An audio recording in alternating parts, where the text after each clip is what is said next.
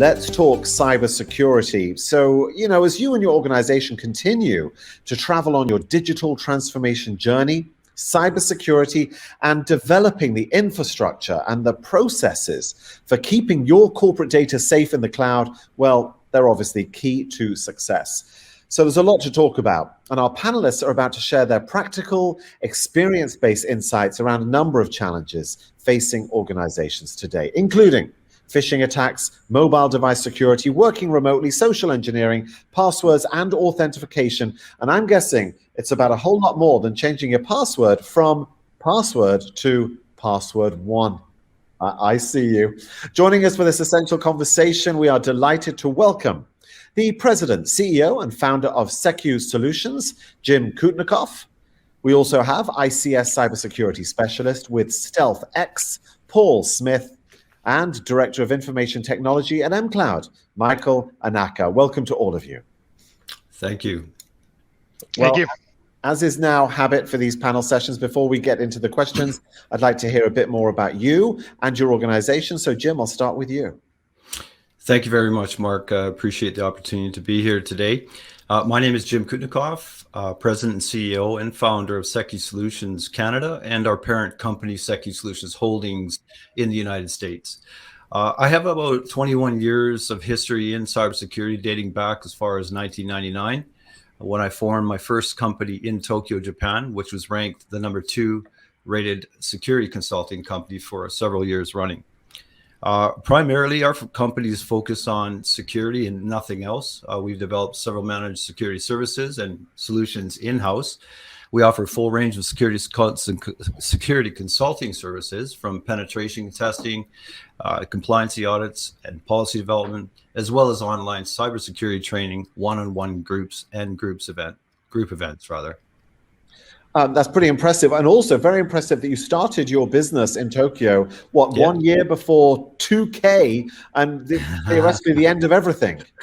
That's exactly right. Yeah, that was a no-show, right? A nothing burger, but it was great for the hardware companies, wasn't it?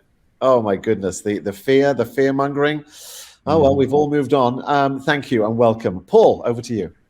Yes, my name is Paul Smith. My background entails 15 plus years in the automation control space, then migrated over into cybersecurity, working for a defense contractor, Lockheed Martin. Then I went off to Israel for a bit and did some work over there, and then found myself back in North America. And since then, I've been consulting and started a consulting firm doing so. All right. Well, it's great to have you with us. Such an international panel already with just the two of you gentlemen all over the world. And Mike, I see, by the way, you took the entire definition of fireside chat very seriously. Right. Nice. Thanks for having me. I've worked in the oil and gas sector now for probably over 20 years. A career that kind of spans international companies with thousands of employees to domestic with under 100. My background has been primarily in network architecture, cybersecurity. I'm going to say cybersecurity before cybersecurity was cool. Yeah. Segmenting networks in both the corporate offices and industrial control networks, implementing point-to-point wireless links spanning hundreds of kilometers, and installing things like next-generation firewalls and even jumping in on SIM solutions. Excellent. Well, if I gathered together three people myself, I couldn't have chosen better than you three. So let's get into it. Paul, I'm going to start with you. When you look ahead, which is what we all try and do, I guess, you look at the future of cybersecurity. What does it look like? What can be expected as more and more workloads, of course, continuously moving to cloud-hosted solutions? And do you see more threats ahead, or are we getting on top of it? Well, with technology always moving forward, there's always new skill sets that have to be learned. So when new skill sets have to be learned, that means that there's major gaps. So I feel, especially from an industrial perspective and lens, that's kind of my background, I would say that as we migrate more edge devices to the cloud for control, you're going to open up to a whole new attack vector. Tons of stuff. Like, I've seen it already as people move there. You're seeing, if you don't buy private IP spaces, people can actually sideload attack you from a cloud connected device. So there's a huge amount of potential for new threat to come into this environment.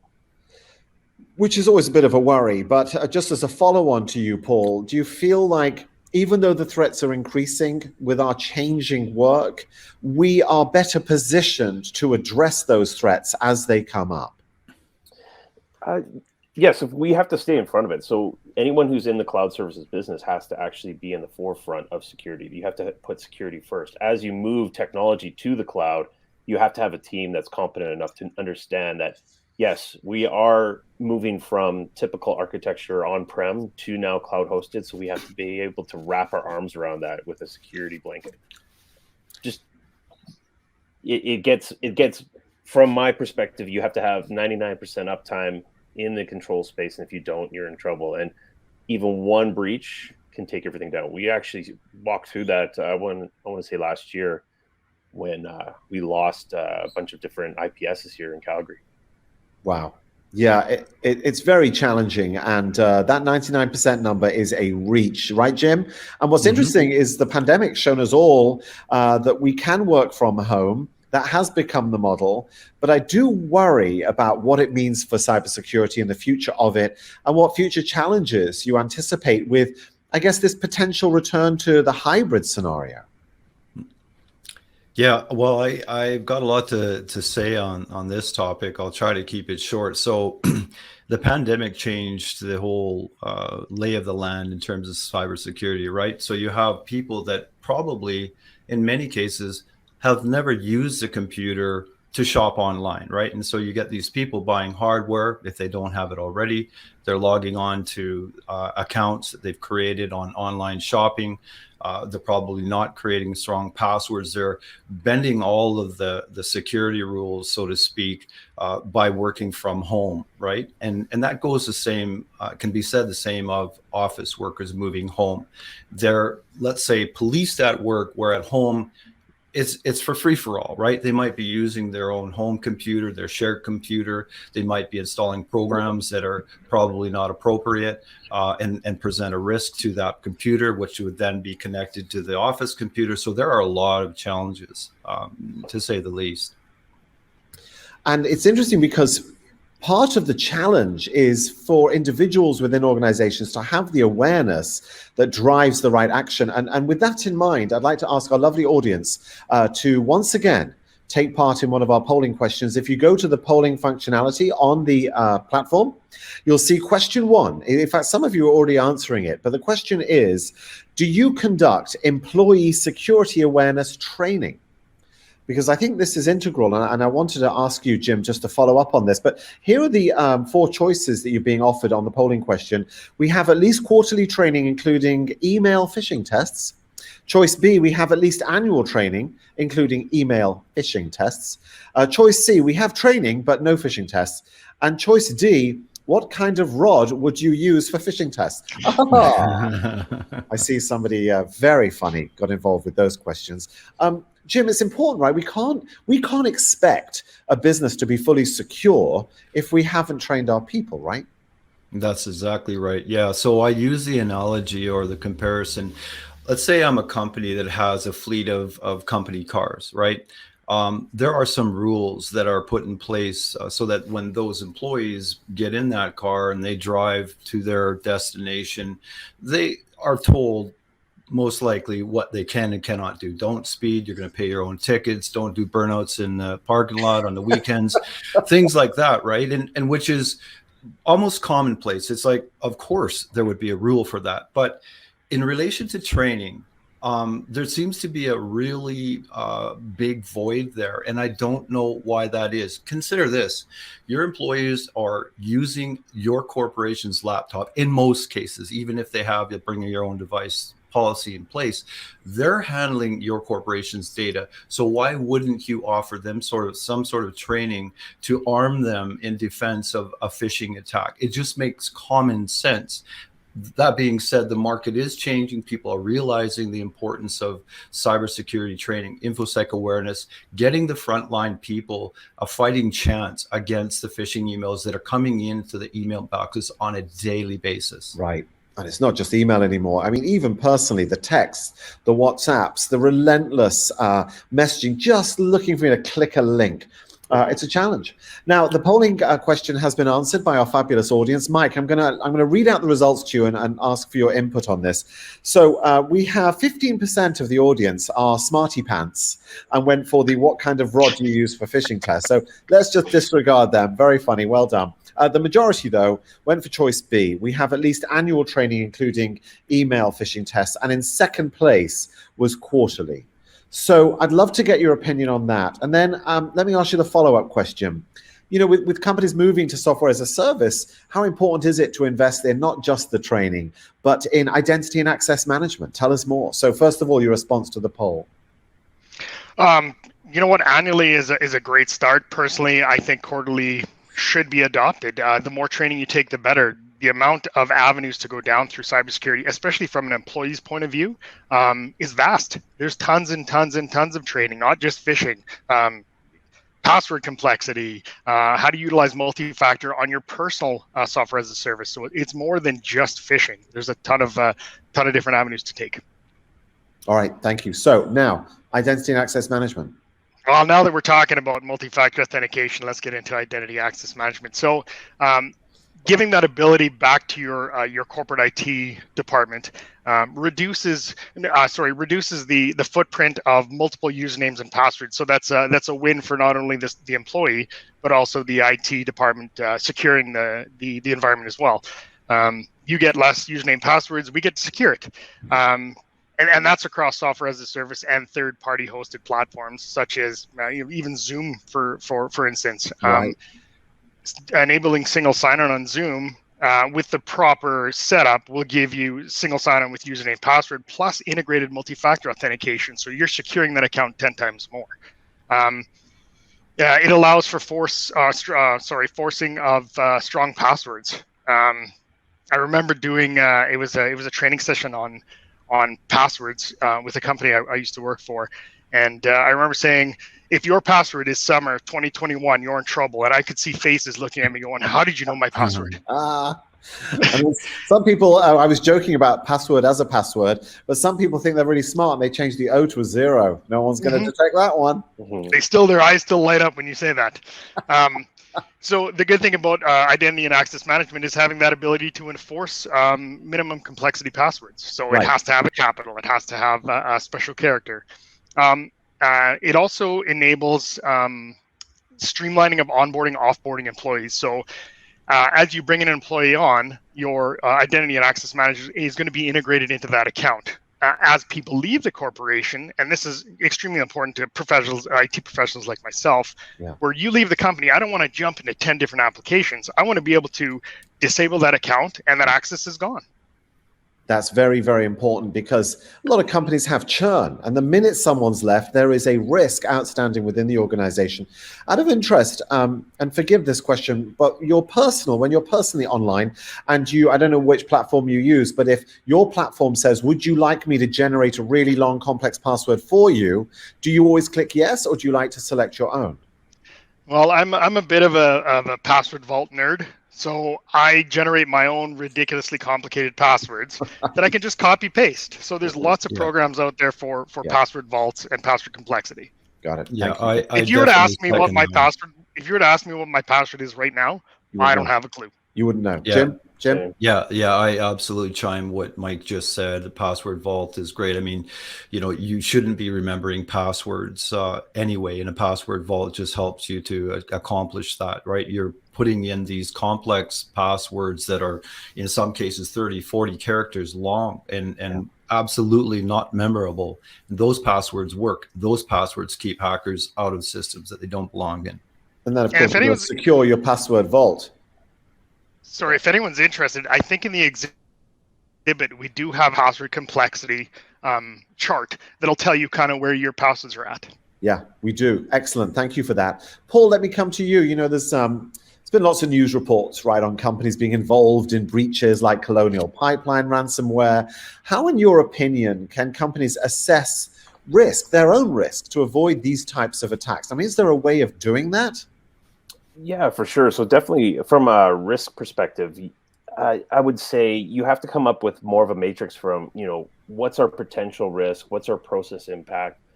Who are the different threat actors that could actually come in after us? Are we exposed enough that we would be a nation state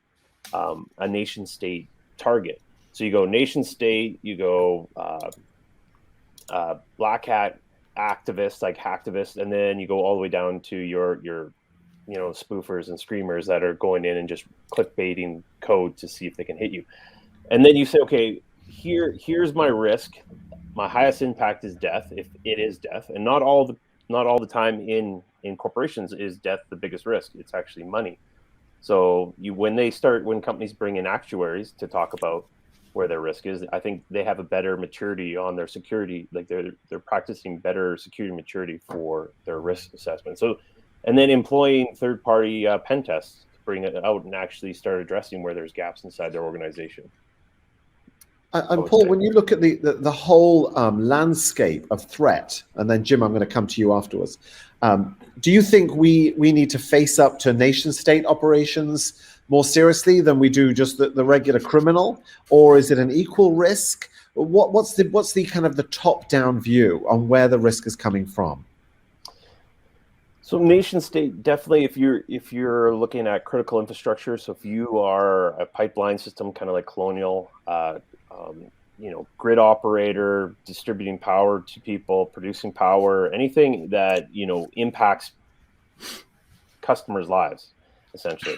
I've definitely been involved in different scenarios in pen tests where it comes out that a group of people saying, hey, we have access to this valve out there. I'm like, well, what is the valve? What's the impact of that valve? Is it a wastewater disposal? And no one really cares if you're opening it.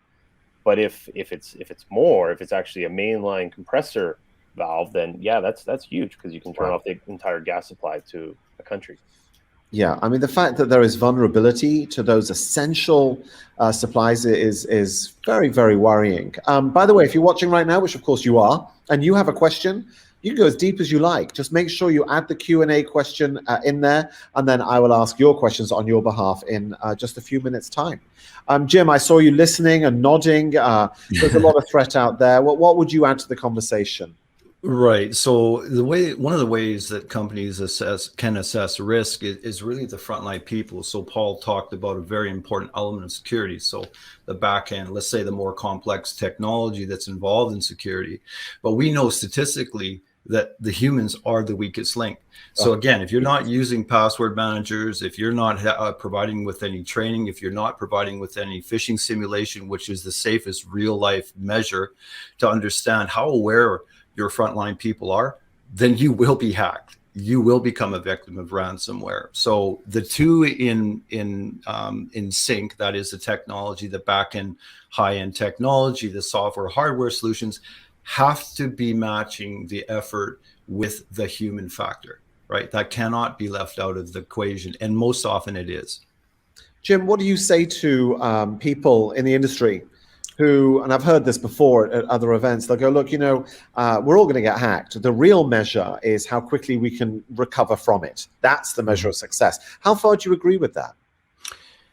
Yeah, that's a double-edged sword there, right? Because, I mean, if you're being hacked, you're probably not taking the proper measures to ensure that that doesn't happen. In the event that it does, and you aren't prepared with a backup plan, with a redundancy of some sort of action plan, then that's a double punch, right? So if I would just prepare for the worst. It is a matter of time. To what level you might be hacked, who's to say? It might be a simple breach of some nature, some data that's not really that important gets stolen, but nevertheless, you've been hacked. So you have to have a disaster recovery plan in place, an action plan. You cannot have one without the other. Got it. Thank you. Mike, let's talk mobile devices. I don't know about you, but I'm literally addicted to mine. It follows me everywhere, and I mean everywhere. How much of a threat do they represent in terms of the overall security apparatus we're trying to establish?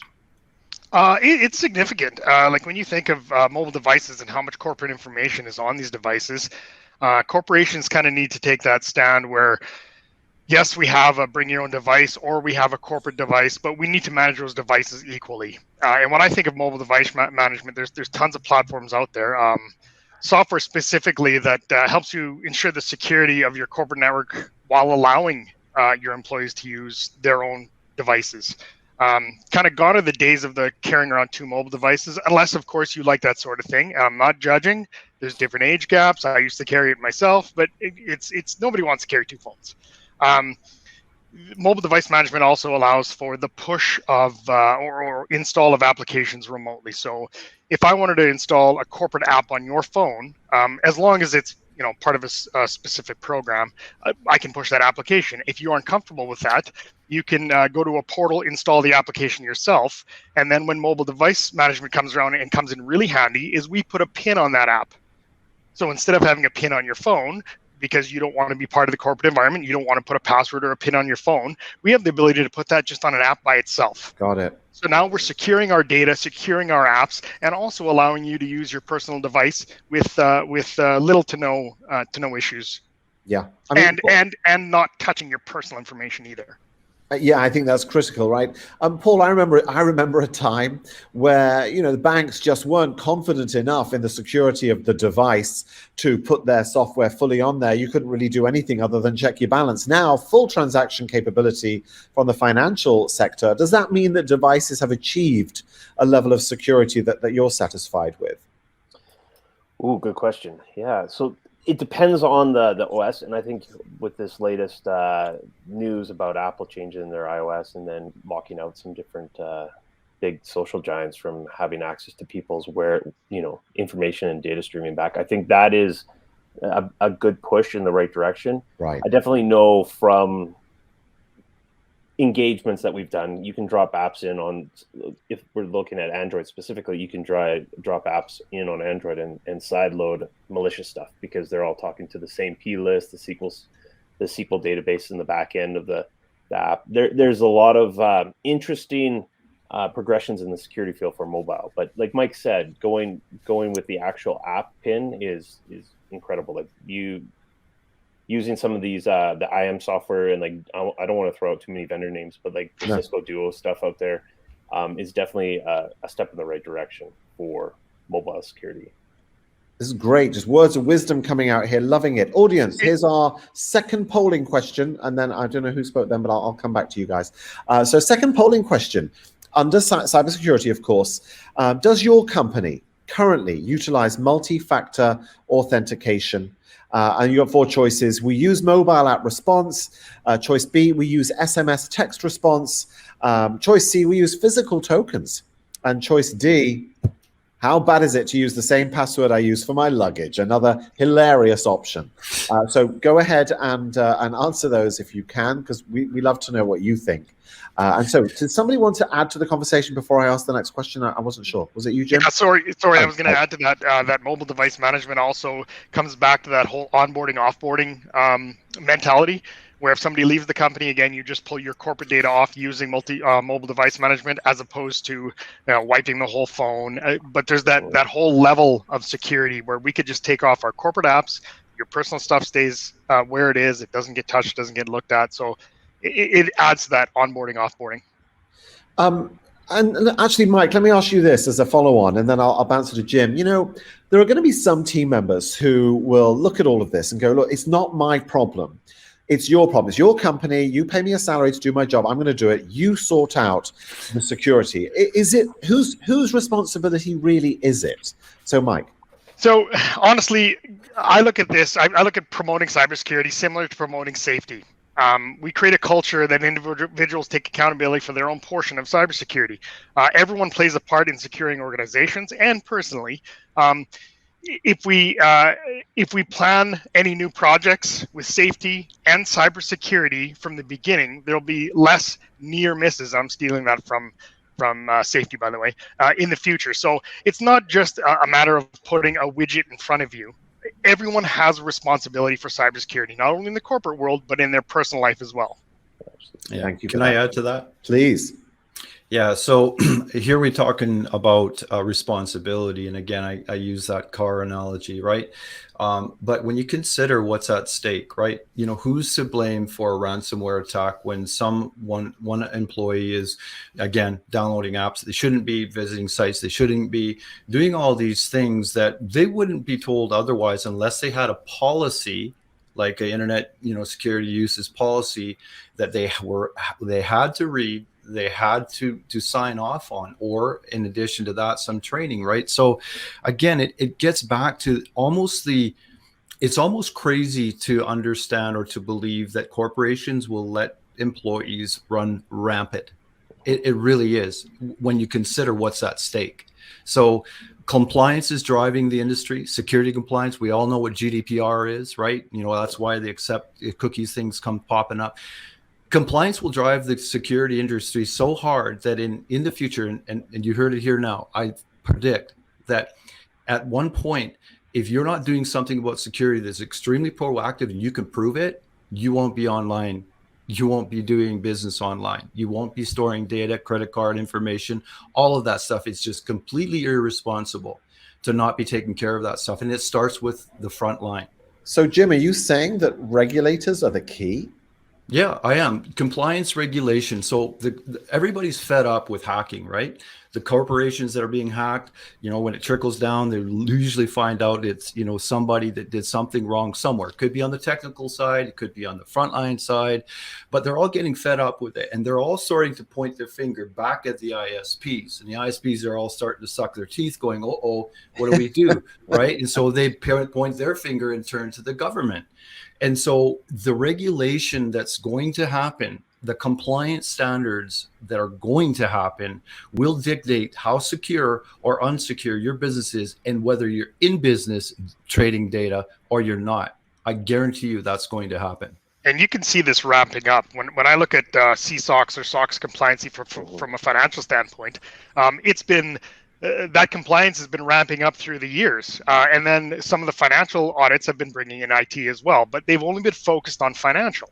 And then you get SOC 2, you get ISO 27001. So there's more and more frameworks coming out that support your comments, Jim. Paul, does that disappoint you that we as an industry aren't able to find the right approach to solve this problem without a regulator coming in and making it a stick instead of a carrot?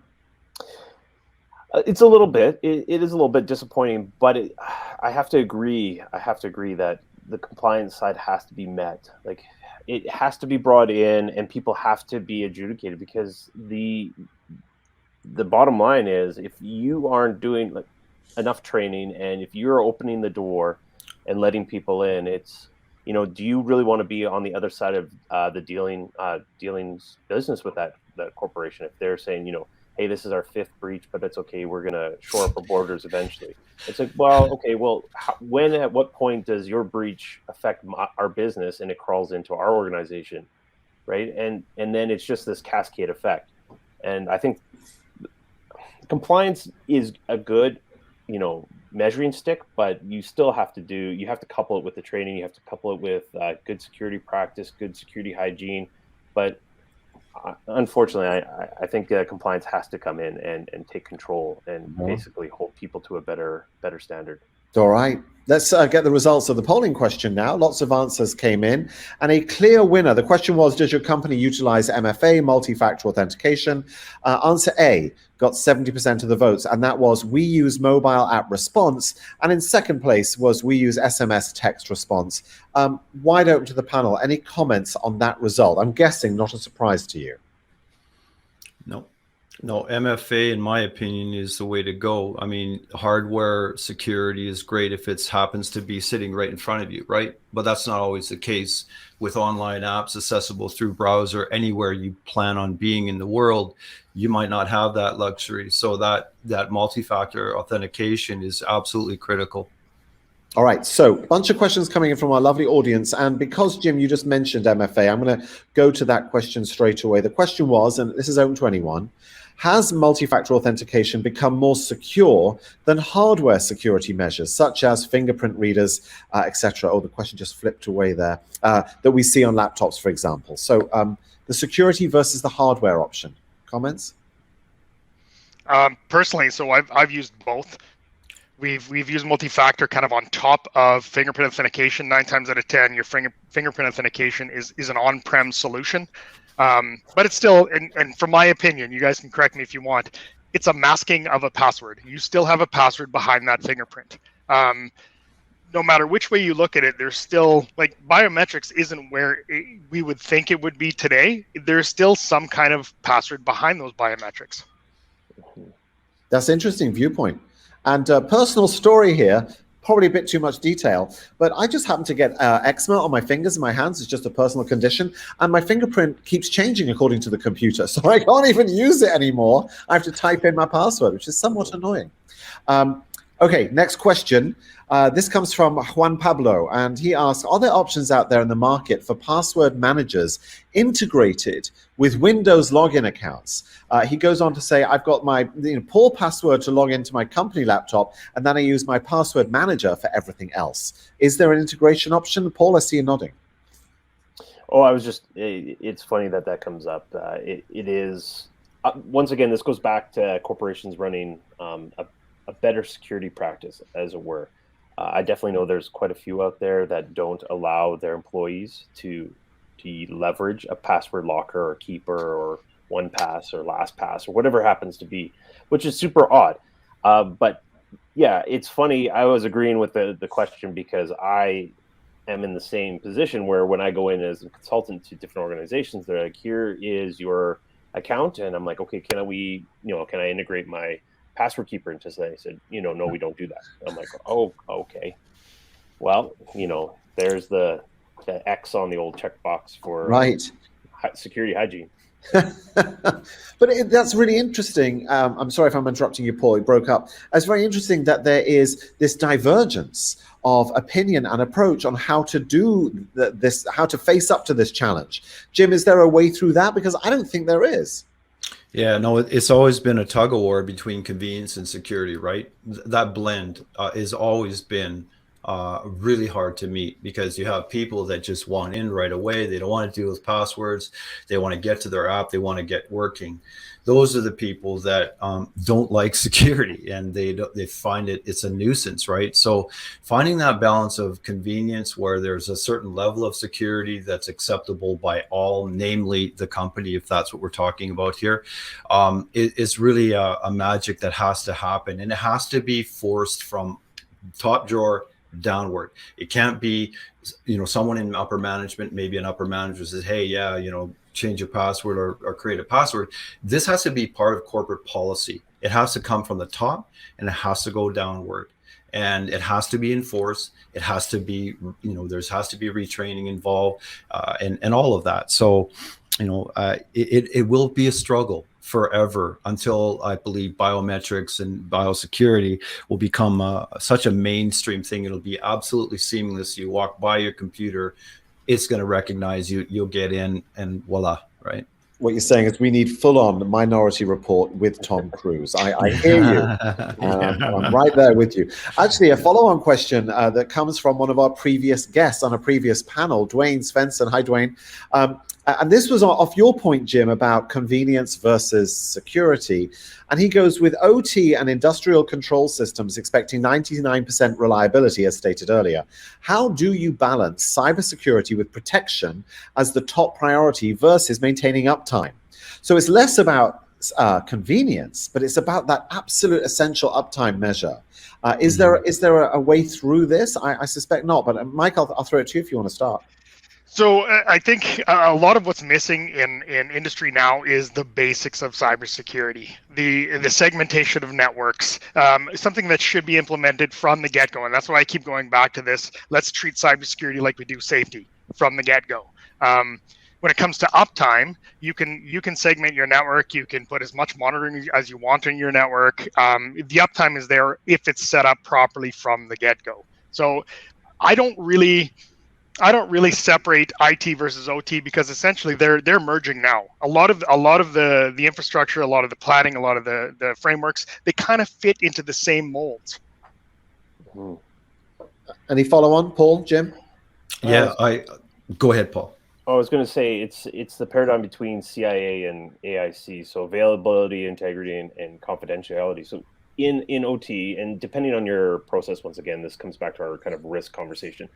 If you have critical infrastructure and you have critical process, you want to make sure it's always available, absolutely always available. And what I've seen out there is a hybrid approach. So the hybrid approach being you still have redundant infrastructure on site if it's critical, but even if you push availability past and you don't look at security for that availability, you're going to be in big trouble. Like someone's going to creep into the network. I've seen it time and time again. We've seen it with Colonial. We've seen it with a bunch of different other infrastructure. Sorry, Jim. I'll pass it back to you. No. Yeah, no, I fully agree. Again, it really boils down to, I think, the whole corporation philosophy. Mike mentioned something about the OT and technology and upper management merging. The whole corporation has to have the same philosophy. The goal in mind needs to be security. You build your foundation security, you build your business on top of that, not the other way around. You don't build it, security, because by that time you spent the money in the wrong places. You probably hired the wrong people. You need to be thinking about security first and foremostly and build a secure foundation of business upon that infrastructure, upon that architecture. Because if you don't, it's going to cost you a lot more money later by redoing it, or in the unlikely and unfortunate event that you do get hacked or ransomware attacked, then there's a bit of a step change that we need to get to as well. And I know we really instill fear when it comes to cybersecurity, but I think we need to instill accountability instead of fear. You have to be accountable for your cybersecurity and not fear mongering. Yeah. Mm-hmm. Our time is almost up, and I want to end on just a bizarre question, Jim, because I'm fascinated by all of this. You worked in Japan. You were in Tokyo for many years. Obviously, there are many countries watching us right now. Not all of them, of course, use the Western alphabet as their main language. So, is the security challenge identical when you're using Kanji or you're using Thai? Is it the same? Is the same threat exist? Mm-hmm. Absolutely. Yeah, 100%. There's no difference what language that you're typing into the actual form fields. The challenge has always been the same. It all will always be the same. Fortunately, I can speak for the experience in Japan. When I arrived there in 1999, Japan was deemed the black hole of security. It was literally the laughing stock of the internet. And the reason why that happened was because they were running on a massive amount of antiquated architecture, primarily infrastructure, and it took them a long time to speed up. But again, getting back to your password thing, it's a challenge for everyone. Every single country out there has the same challenge with relation to passwords. Well, following the conversation that we've just had and the amazing advice from all three of you, at least we now know which way to go to try and alleviate this challenge. Jim, Paul, Michael, thank you so much for spending time today talking about cybersecurity. We appreciate it. Thank you very much. Thank you.